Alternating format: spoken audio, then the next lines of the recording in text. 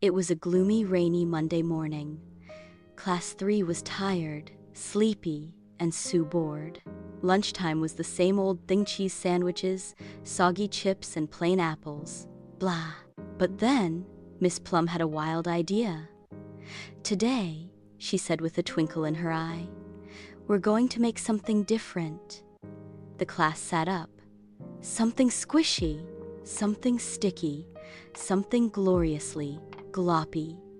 "Ew!" shouted the class, but they were very curious now. Miss Plum brought out the strangest ingredients you've ever seen: green goo, red jelly, sticky syrup, squishy mushrooms, and something that looked like purple worms. But don't worry, they were just twisty pasta. She handed out bowls, spoons, gloves, and said, "Let's get messy." The classroom filled with splats, and plops, and giggles. "Mine's wibbling, mine's bubbling, mine looks like a monster. It's alive!" Everyone laughed. Miss Plum cheered. "That's what Gloppy Food should be: sticky, silly, and super fun." Then she said something shocking.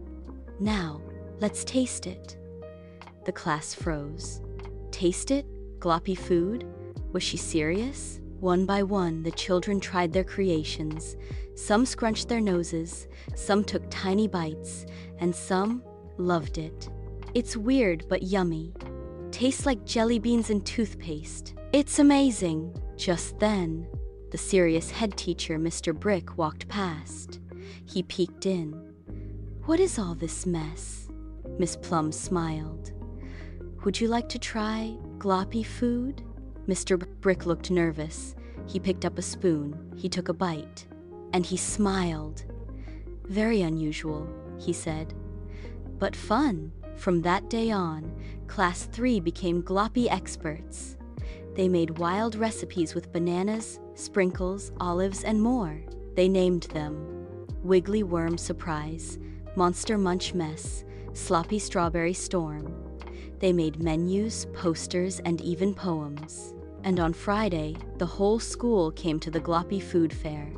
Everyone laughed, tasted, and joined the fun. Even Mr. Brick said, "Gloppy Food Day will be a school tradition every term." Miss Plum smiled.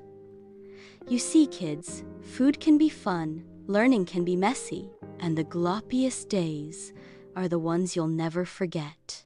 The end. Moral of the story: don't be afraid to try something new. The messiest lessons are sometimes the best ones.